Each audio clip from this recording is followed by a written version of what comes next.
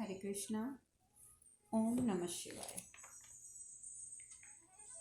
कल हमने बात करी थी एक तो रावण के क्रोध की कि रावण क्रोधित है, वो रुद्राक्ष तक अपने उतार के फेंक देता है। और वहीं दूसरी ओर हमने बात करी थी कि महादेव जब ये सब कुछ देखते हैं तो वो गणेश जी को लेकर एकांत में जाके वार्तालाप करते हैं। दूसरी ओर माता पार्वती भोजन तैयार करते हुए कार्तिकेय से बातें करती हैं। और उस समय भगवान शिव ये बताते हैं कि गुरु की शरण में जाना आवश्यक क्यों होता है, ज्ञान प्राप्त करना आवश्यक क्यों होता है। क्योंकि महादेव कहते हैं कि जब तक हम गुरु की शरण में नहीं जाते हैं तब तक हम उन 4 ऋणों से मुक्त नहीं हो सकते, जो 4 ऋण हर एक व्यक्ति के ऊपर होते हैं, हर एक के ऊपर। और उन 4 ऋणों में सबसे पहला ऋण वो बताते हैं पितृ ऋण, जिसके लिए वो कहते हैं कि माता पिता जो सारी उम्र आपका पालन पोषण करते हैं, अपना पूरा जीवन आपको समर्पित कर देते हैं, खुद कष्ट उठाते हैं लेकिन आपकी पालना पोषण करते हैं, तो उनकी सेवा करके ही सिर्फ इस ऋण को चुकाया जा सकता है। माता पिता की सेवा करके हम पितृ ऋण को चुका सकते हैं। दूसरा ऋण होता है ब्रह्म ऋण। वो भी मैंने आपको बताया था कि महादेव कहते हैं कि ईश्वर के प्रति ये ऋण होता है। वो ईश्वर जिसके कारण हमें ये जीवन मिला, जिसके कारण ये जीवन संभव हुआ, तो इस ऋण को चुकाने के लिए हमें ईश्वर के प्रति कृतज्ञ होना चाहिए। और इस ऋण के बदले ईश्वर हमसे सिर्फ एक चीज़ मांगते हैं कि जैसी निर्मल काया देकर, जैसा निर्मल आत्मा निर्मल मन देकर मैंने तुम्हें नीचे भेजा था, इस धरती पर भेजा था, उसी निर्मल मन के साथ तुम मेरे पास वापस आओ, उसी पवित्र स्वरूप में मेरे पास वापस आओ। इसके सिवा भगवान आपसे कुछ नहीं चाहते हैं। और जिस प्रकार का निर्मल मन देकर भगवान ने आपको भेजा था, वो निर्मल मन आप अगर प्राप्त कर सकते हैं तो केवल और केवल सत्य कर्मों से। अगर आप सत्कर्म करते हैं तो वो आपका निर्मल मन निर्मल ही रहेगा, उसमें कभी दुराव छिपाव छल कपट कुछ नहीं आएगा। तो कहने का तात्पर्य ये है कि भगवान ने तो हर जगह ये कहा है। देखिए, अगर आप गीता की बात करें तो श्रीमद् भगवद गीता में भी भगवान यही कहते हैं कि मैं उनके लिए बहुत सुलभ हूँ जो व्यक्ति मन के सच्चे हैं। वहीं अगर आप रामचरितमानस की बात करें, तुलसीकृत रामचरितमानस की, तो उसमें भी तुलसीदास जी ने भगवान राम के मुख से यही शब्द उच्चारे हुए लिखे हैं कि मोहे छल कपट ना भावा। कि भगवान कहते हैं कि मुझे बिल्कुल भी छल कपट नहीं भाता, मैं उन लोगों को बिल्कुल पसंद नहीं करता जो जिनके अंदर छल कपट की भावना होती है। तो भगवान यही कहते हैं कि जिस रूप में मैंने तुम्हें भेजा है उसी रूप में तुम अंत में मेरे पास वापस आओ। और हमें अपने तन को तो हम साफ करते हैं, इसीलिए मन को साफ करना अति आवश्यक है। नहीं तो अंत समय में आप भी वही गाना गाएंगे कि मैली चादर ओढ़ के कैसे द्वार तुम्हारे आऊं। तो हमें इस गाने को नहीं गाना है, इस भजन को नहीं गाना है, क्योंकि हमें इस प्रकार का बनना है कि जब हमारा अंत समय आए तो उस समय भी हमारा मन उतना ही निर्मल हो जितना निर्मल हमें ईश्वर ने बनाकर भेजा है। आगे माता पार्वती बताती हैं कि उसके बाद तीसरा ऋण होता है देव ऋण। ये ऋण होता है देवताओं के प्रति ऋण, जिनके आशीर्वाद से हमारा जीवन में पालन पोषण होता है। देखिए, देवताओं का आशीर्वाद तो सबको प्राप्त होता है, सभी को प्राप्त होता है।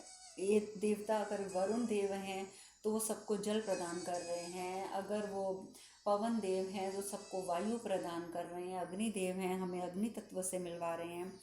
तो देवताओं का आशीर्वाद तो हम सबको प्राप्त है। कुबेर जी हैं तो वो हमें धन देते हैं।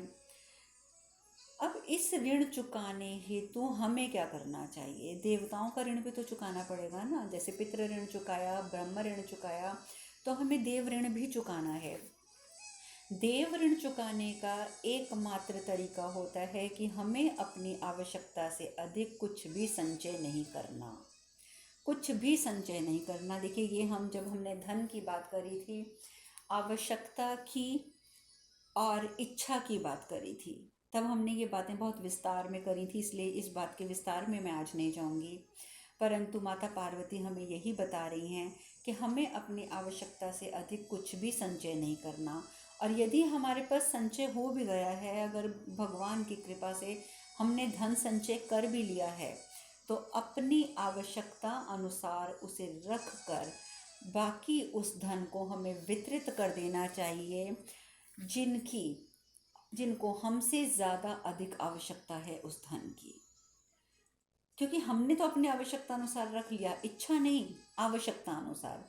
बाकी बचा हुआ धन हमें उनमें बांट देना चाहिए जिनको हमसे अधिक आवश्यकता है। और महादेव कहते हैं इसके बाद रह जाता है ऋषि अथवा गुरु ऋण। चौथा और महत्वपूर्ण ऋण रह जाता है गुरु ऋण। इसे चुकाना तभी संभव होता है जब हम गुरु से प्राप्त किए हुए ज्ञान को खुद तक सीमित ना रख कर अन्य व्यक्तियों तक पहुंचाएं। खुद तक सीमित ना रखते हुए अन्य व्यक्तियों तक यदि हम उसको पहुंचाते हैं, यानी कि हम ज्ञान का प्रतिपादन करते हैं, तब जाकर हम गुरु के ऋण से मुक्त होते हैं। ये नहीं होता कि आप गुरु से ज्ञान ले लिया और फिर उसको अपने अंदर ही आपने सीमित करके रख लिया। नहीं, उसका प्रतिपादन आवश्यक है।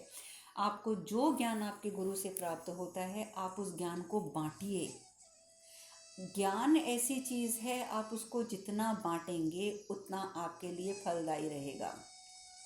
पर ऐसे नहीं जैसे आजकल लोग बांटते हैं व्हाट्सएप पर, धड़ मैसेजेस करते रहते हैं, और अगर कोई उनसे पूछे तो वो मैसेज उन्होंने खुद पढ़ा नहीं होता।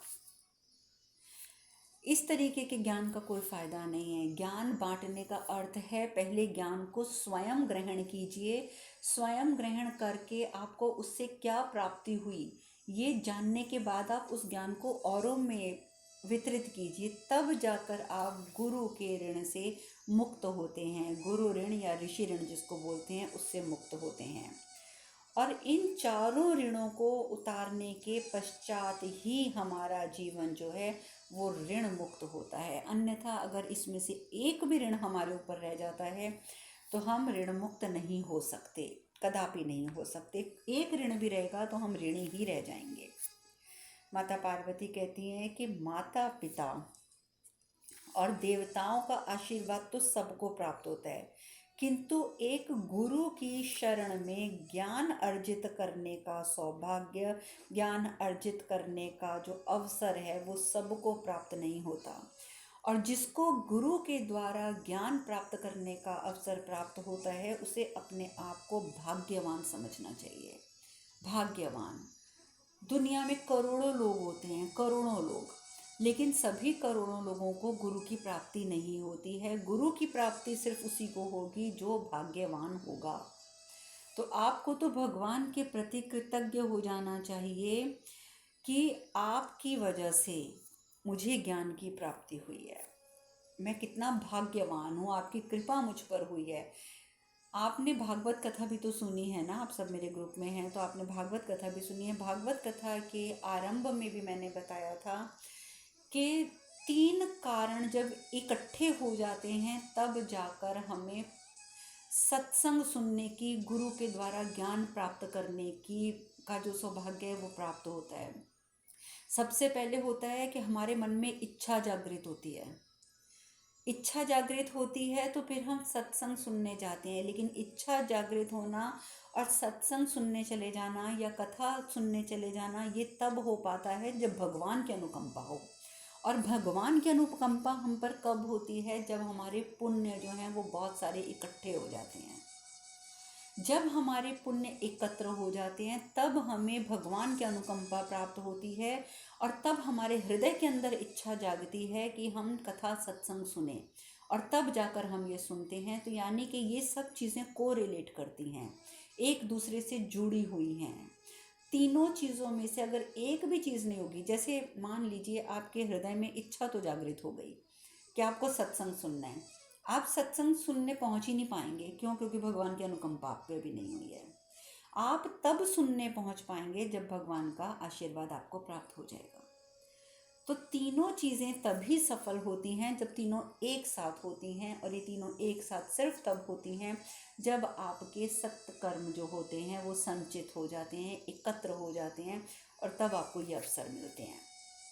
तो माता पिता की सेवा, देवताओं की सेवा या उनका आशीर्वाद वो हर कोई प्राप्त कर लेता है, लेकिन सत्संग और गुरु की शरण में जाना सबको प्राप्त नहीं होता है। और माता पार्वती कहती हैं कि यदि आपको गुरु की शरण में जाने का अवसर मिलता है तो खुद को भाग्यवान समझो। ये सब बातें सुनने के बाद कार्तिकेय जी कहते हैं कि मैं गुरु की शरण में अवश्य जाऊंगा माता, मैं अवश्य जाऊंगा, परंतु माँ मैं तो बड़ा हूँ, मैं तो चला जाऊंगा, किंतु गणेश वो तो आप दोनों के बिना रह ही नहीं सकता, तो आप दोनों के बिना गणेश कैसे गुरुकुल जाएगा। तो गणेश जी कहते हैं कि नहीं, ज्ञान अर्जित करने की बात आई है तो मैं भी गुरुकुल जाऊंगा। अगर आपको लगता है कि गुरुकुल जाने की आवश्यकता है तो मैं जाऊंगा, परंतु पिताजी फिर भी मेरे मन में एक प्रश्न है कि ज्ञान प्राप्त तो मैं यहाँ रह के भी कर सकता हूँ, मैं गुरु को यहाँ पे भी तो बुला सकता हूँ ना, गुरु यहाँ आए और मुझे ज्ञान दे दें। तो फिर आप एक बात बताइए कि वहाँ जाने की आवश्यकता क्यों है। मैं जाऊंगा, बेशक जाऊंगा, क्योंकि मैं समझ गया हूँ कि ज्ञान अर्जित करना आवश्यक है, परंतु मेरे मन में ये प्रश्न ज़रूर आया है कि जब हम गुरु को यहाँ बुला सकते हैं तो हम गुरु के आश्रम में क्यों जाएं। आप गुरु को यहीं बुलाकर भी तो मुझे और भैया को ज्ञान दिला सकते हैं। महादेव कहते हैं गुरु के आश्रम में जाने की आवश्यकता है पुत्र, आवश्यकता है, क्योंकि गुरु का अपने शिष्य के पास जाना गुरु का अपमान होता है। यदि आप गुरु से मिलना चाहते हैं तो आपको गुरु के पास जाकर गुरु से मिलना चाहिए, ना कि गुरु को बुलाना चाहिए, आओ गुरु जी आ जाओ हमसे मिलने आ जाओ। नहीं, आपको स्वयं गुरु के पास जाकर मिलना चाहिए। जब आप स्वयं गुरु के पास जाकर मिलेंगे तो गुरु का अपमान नहीं होगा, आप गुरु को मान देंगे। और आश्रम में रह के गुरु की हर एक आज्ञा का पालन करना, उनकी सेवा करना, ये सब बहुत आवश्यक है, बहुत आवश्यक है पुत्र, बहुत आवश्यक। संसार को अज्ञान से मुक्त करा के ज्ञान का प्रकाश फैलाना आवश्यक है। और इसीलिए मैं कह रहा हूँ कि तुम दोनों का गुरुकुल जाकर ज्ञान प्राप्त करना ही उचित है, वही उचित है, क्योंकि आगे तुम्हें गणेश, तुम्हें तो आगे एक बहुत ही महत्वपूर्ण दायित्व के लिए तैयार होना है। भविष्य में ऐसा होगा गणेश कि मेरे कहने पर तुम किसी की सहायता करोगे और तुम्हारा ये कृत्य संसार में अर्थपूर्ण परिवर्तन लाने का माध्यम बनेगा, अर्थपूर्ण परिवर्तन लाने का माध्यम। और ये हमारी इच्छा थी कि तुम दोनों गुरुकुल जाओ और ज्ञान प्राप्त करो, ये इच्छा मैंने और तुम्हारी माँ ने व्यक्त कर दी है। अब इसे क्या तुम पूर्ण कर पाओगे? अब इसका उत्तर हम तुमसे चाहते हैं पुत्रों। मेरी और माता, तुम्हारी माता की जो इच्छा थी वो हमने तुम्हारे समक्ष रख दी, क्या तुम इसे पूर्ण कर पाओगे? गणेश जी कहते हैं अवश्य पिताजी, अवश्य, किंतु कौन होंगे हमारे गुरु पिताजी? हमारे गुरु कौन बनेंगे? महादेव कहते हैं देवताओं की गुरु बृहस्पति, देवताओं की गुरु बृहस्पति, वो तुम दोनों के गुरु बनेंगे। और साथ ही साथ वो दोनों पुत्र तो प्रणाम करके भोजन करने चल पड़ते हैं। महादेव मन ही मन समझ बोलते हैं कि समय आ गया है, युगांतर का समय आ गया है। और आपको मैं बता ही चुकी हूँ कि युगांतर तो होगा, सतयुग से हम जब त्रेता युग की ओर बढ़ेंगे तो युगांतर तो होगा। युग का अंतर, युग का मतलब एक अंतर युग में बदलाव तो आएगा ही आएगा। और ये आप सब जानते ही हैं कि जब अभी तक की जो हम कथा सुन रहे थे वो सतयुग की कथा थी। अब जब युगांतर का भगवान शिव कह रहे हैं कि समय आ गया है, तो ऐसे समय में माता लक्ष्मी को वृंदा का श्राप याद आता है। माता लक्ष्मी को वृंदा का दिया वो श्राप याद आता है कि स्वामी, क्या ऐसा होता है कि कोई काल से परे हो जाए? क्या कभी ऐसा हो सकता है? महादेव, ब्रह्मदेव एवं आप सब तो कालोपरि हैं, कालोपरि हैं, फिर भी आप इतने चिंतित हैं, तो हम जैसों का क्या होगा? भगवान विष्णु कहते हैं देवी, यदि हम काल से परे हो जाते तो ये काल ही नहीं देवत्व का अनादर होता। देखिए कितनी बड़ी बात बोली है, कितनी बड़ी बात बोली है भगवान विष्णु ने। क्योंकि भगवान विष्णु माता लक्ष्मी को समझाने के द्वारा हमें समझाना चाहते हैं ये बात, आना चाहते हैं ये बात, आना चाहते हैं। भगवान विष्णु कहते हैं, देवी यदि हम बेशक कालोपरी हैं, परंतु फिर भी कालोपरी होते हुए भी हम काल से परे नहीं हैं। क्योंकि यदि हम काल से परे हो जाते हैं तो ये काल का ही नहीं, देवत्व का अनादर होगा, देवत्व का। इसीलिए परिस्थितियों का सामना करने हेतु, मनुष्यता को आगे बढ़ाने हेतु हमें उदाहरण प्रस्तुत करना पड़ता है, हमें उदाहरण प्रस्तुत करना पड़ता है। यदि हमें उदाहरण प्रस्तुत नहीं करेंगे तो क्या होगा? देखो, आप ये बात सोचो देवी, क्या वृंदा के शाप से मैं अभी मुक्त नहीं हो सकता?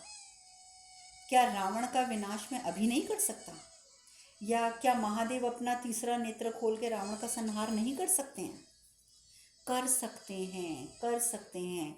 हम त्रिदेव कुछ भी कर सकते हैं, किंतु त्रिदेवों का ऐसा करना, ऐश्वर्य, देवत्व और सत्य, इन सभी का अनुचित और अनुपयुक्त उपयोग माना जाएगा।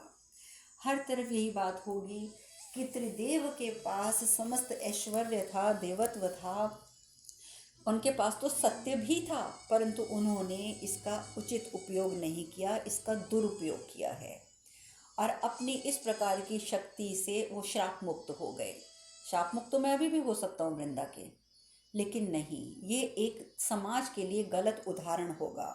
और फिर हमारी इन्हीं बातों से प्रेरणा लेकर तीनों लोकों में शक्तिशाली व्यक्ति जो होंगे वो स्वच्छंद आचरण करने लगेंगे।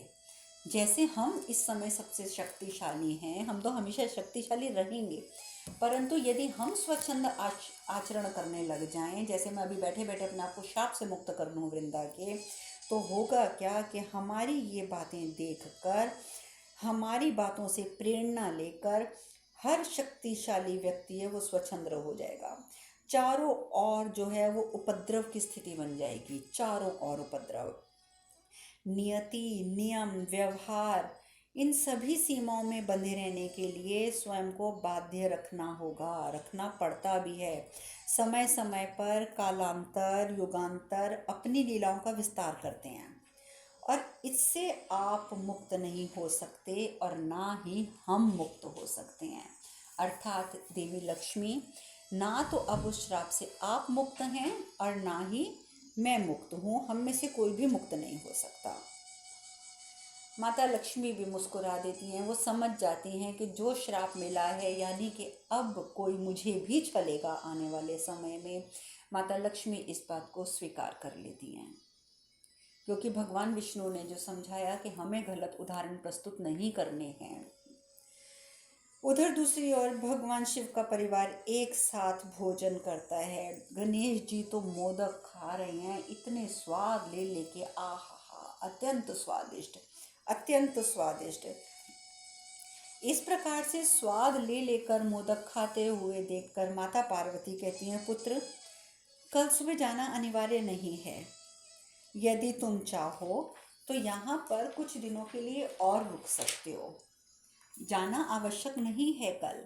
गणेश जी कहते हैं, नहीं माँ, मैंने निर्णय ले लिया है, और ज्ञान जब प्राप्त करना ही है, ज्ञान प्राप्त करने हेतु जाना ही है, तो फिर विलंब क्यों? नहीं माँ, हम दोनों भाई कल ही यहाँ से प्रस्थान करेंगे। अब भोजन करके उठते हैं तो गणेश जी बोलते हैं, पिताजी, क्या मैं आज एक निवेदन कर सकता हूँ आपसे? भगवान शिव बोलते हैं, अवश्य पुत्र। गणेश जी कहते हैं, पिताजी, क्या आज मैं आपकी गोद में सो सकता हूँ? शिव कहते हैं, लेकिन इसके लिए मेरी अनुमति की आवश्यकता नहीं है पुत्र, मेरी अनुमति की कोई आवश्यकता नहीं है। और बहुत प्रेम पूर्वक महादेव गणेश जी को अपनी गोद में सर रखकर सुलाते हैं, और सिर्फ सुलाते ही नहीं हैं, लोरी भी सुनाते हैं। लोरी सुनाते हुए वो उनको सुलाते हैं। माता पार्वती, कार्तिकेय, नंदी सब बहुत ही प्रसन्न होते हैं और बहुत खुशी खुशी लोरी सुनते हैं। देखिए, महादेव त्रिदेव हैं, परंतु अपने परिवार के साथ वो वैसे ही बर्ताव करते हैं जैसे एक पिता करता है, कि अगर उनके पुत्र ने इच्छा व्यक्त करी कि वो गोद में सोना चाहते हैं, तो उन्होंने गोद में सुलाया भी और उन्हें लोरी भी सुनाई। अब अगले दिन दोनों प्रस्थान की तैयारी करते हैं। दोनों तैयार हैं पुत्र जाने के लिए। भगवान शिव कहते हैं कि देखो पुत्र, संसार के अधिकांश व्यक्ति वर्चस्वशाली शक्तियों के अनुयायी होते हैं, अधिकांश व्यक्ति। और ये सब बातें तो आप भी मानते होंगे, क्योंकि हमारे सामने जो भी वर्चस्वशाली होता है, जो शक्तिशाली होता है, उसी की शक्तियों के लोग अनुयायी बन जाते हैं ज़्यादातर। मैं सबको नहीं कह रही हूँ, मैं अधिकांश लोगों की बात कर रही हूँ जो महादेव ने कही है। सभी नहीं बनती, ऐसे बनते हैं। आप में से कई ऐसे भी होंगे जो उन शक्तियों के आगे झुकेंगे नहीं, उल्टा अगर उनके गलत व्यवहार हैं तो उनको शिक्षा देने का प्रयत्न करेंगे। परंतु अधिकांश व्यक्ति, महादेव कहते हैं कि ऐसे ही होते हैं जो वर्चस्वशाली शक्तियों के अनुयायी बन जाते हैं। और उनके अतिरिक्त कुछ व्यक्ति बुराई के साथ भी चलते रहते हैं। सिर्फ अनुयायी नहीं बनते, जो बुराई वो वर्चस्वशाली व्यक्ति करते हैं वो लोग उस बुराई के साथ भी चलने लग जाते हैं। लेकिन कुछ व्यक्ति ऐसे भी होते हैं जो अच्छाई की ओर चलते हैं। तो भविष्य में ऐसी परिस्थितियां उत्पन्न होने वाली हैं जब ये अधिकांश व्यक्ति जो अनुयायी हैं बुराई के वर्चस्व को देखकर, बुराई की ओर जो आकर्षित होंगे बुराई को देख देख कर, और जब ये संसार इन जटिल समस्याओं का सामना करेगा, तब तुम दोनों अपने ज्ञान का वर्चस्व स्थापित करोगे। जब एक शक्ति का वर्चस्व स्थापित होगा, जब लोग शक्ति के वर्चस्व वाले लोगों के साथ आकर्षित हो जाएंगे, उनके अनुयायी बन जाएंगे, उनकी बुराइयों से आकर्षित होकर बुराइयां धारण कर लेंगे, उस परिस्थिति में तुम दोनों जब अपना ज्ञान पूर्ण करके आओगे तो तुम अपने ज्ञान का वर्चस्व स्थापित करोगे। संसार को अज्ञानता से दूर ले जाकर शुभता और अच्छाई की ओर लेकर जाओगे। और दोनों पुत्रों को वो हृदय से लगा लेते हैं, उन्हें कल्याण होने का आशीर्वाद देते हैं, और इस प्रकार से दोनों पुत्र वहाँ से प्रस्थान करते हैं गुरुकुल की ओर। जैसा कि मैंने बताया कि ऋषि बृहस्पति, गुरु बृहस्पति जो कि देवताओं के गुरु हैं, उनके द्वारा ही कार्तिकेय जी को और गणेश जी को शिक्षा प्राप्त हुई, उनके द्वारा। वहीं दूसरी ओर आप लोगों को सबको ज्ञात है कि रावण का भाई विभीषण की चर्चा भी तो अभी तक हम बहुत बार कर चुके हैं, लेकिन अभी तक हमने उसके दूसरे भाई कुंभकर्ण की चर्चा नहीं करी।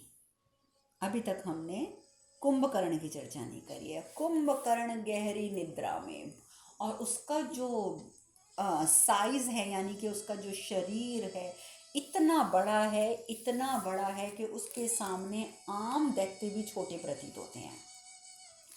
कुंभकर्ण गहरी निद्रा में, आप सब जानते हैं कि उसने वरदान में, देखिए तपस्या तो तीनों ने करी थी, आप लोगों को शुरू की कथा याद होगी। रावण ने भी, कुंभकर्ण ने भी, विभीषण ने भी। रावण ने तो आप जानते हैं कि ब्रह्मा जी से वरदान मांग लिया था। क्या वरदान मांगा था? कि मुझे मनुष्यों का तो भय नहीं है, लेकिन मुझे कोई देवता, गंधर्व, दैत्य ये सब मेरा वध ना कर सकें। और जो विभीषण था, उन्होंने भक्ति का वरदान मांग लिया था कि वो तो सिर्फ भक्ति में लीन रहना चाहते हैं। और यहीं पर कुंभकर्ण ने निद्रा का वरदान मांग लिया था कि मुझे नींद का बड़ा शौक है, तो आप ऐसा वरदान दीजिए कि साल में मैं 6 महीने तो सोऊं और 6 महीने में जागूं। तो इस प्रकार से कुंभकर्ण की निद्रा का समय पूर्ण होने लगता है। घंटे घड़ियाल बजा बजा के उसको उठाने का प्रयत्न किया जाता है, उसकी नींद ही नहीं खुलती। तभी रावण जोर से आवाज निकालता है, कुंभकर्ण, और इतनी तीव्र आवाज होती है कि तीनों लोग हिल जाते हैं और कुंभकर्ण की निद्रा भी भंग हो जाती है। सामने देखता है, आँख खोलते कि रावण भी उपस्थित है वहाँ पर। रावण कहता है कि हम सबके जागने का समय आ गया है कुंभकर्ण, जागने का समय। अब फिर वो यही बात कुंभकर्ण के सामने भी दोहरा रहा है, देखो ब्रह्मदेव ने चतुराई से, देवताओं से तो मुझे संरक्षण प्रदान कर दिया, परंतु मनुष्यों और पशुओं से नहीं किया। फिर वो ये बात किसी के सामने नहीं बताता रावण बार बार, कि ये उसके वाक्य थे कि मुझे तो मनुष्यों का भय नहीं है, इसलिए मनुष्यों को तो आप एक तरफ छोड़ दीजिए, आप तो मुझे बस देवता, गंधर्व, दैत्य, असुर इन सब का वरदान दीजिए, भूत प्रेत पिशाचों का। अपनी बात छुपाकर हर किसी की जगह पर जाकर रावण एक ही ढिंढोरा पीटता है कि ब्रह्मदेव ने चतुराई से मुझे ऐसा वरदान दिया है, मुझे मनुष्यों और पशुओं से संरक्षण प्रदान नहीं किया। और वो कहते हैं कुंभकर्ण स्वयं तुम्हें भी तो छल पूर्वक किया गया है, तुम्हें भी तो देखो निद्रा का वरदान दे दिया। निद्रा का कोई वरदान होता है? अब भी वो ये नहीं स्वीकार करना चाहता कि निद्रा का वरदान तो स्वयं कुंभकर्ण ने मांगा था। और इसके साथ ही वो फिर वही रोना लेके बैठ जाता है कि स्वयं ब्रह्म महादेव ने तो देखो ज़रा अपने जमाता नहुष को त्रिलोकाधिपति का पद दे दिया। अरे जब इंद्रदेव नहीं हैं, जब इंद्रदेव तपस्या को जा चुके हैं, तो किसी को तो त्रिलोकाधिपति बनाना था ना। महादेव ने तो जलंधर को भी बनाया था, और महादेव ने तो जलंधर को ये तक कहा था कि तुम इतने अच्छे इंसान हो, इतनी तुम में बुद्धि है, इतनी तुम में शक्ति है, तुम सर्वोपरि सर्वोच्च त्रिलोकाधिपति बन सकते हो, सबका उद्धार कर सकते हो।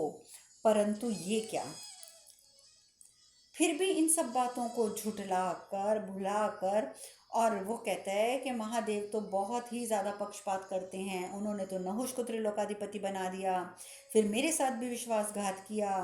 अब तो यही समय है कि अब हम एक काम कर सकते हैं कि मुझे मनुष्यों का ही भय दिखाया है ना इन त्रिदेवों ने, तो अब हम एक काम करते हैं, मनुष्यों को अपना दास बना लेते हैं, मनुष्यों को अपना दास बना लेते हैं। तो कुंभकर्ण कहता है अवश्य भ्राताश्री, अवश्य।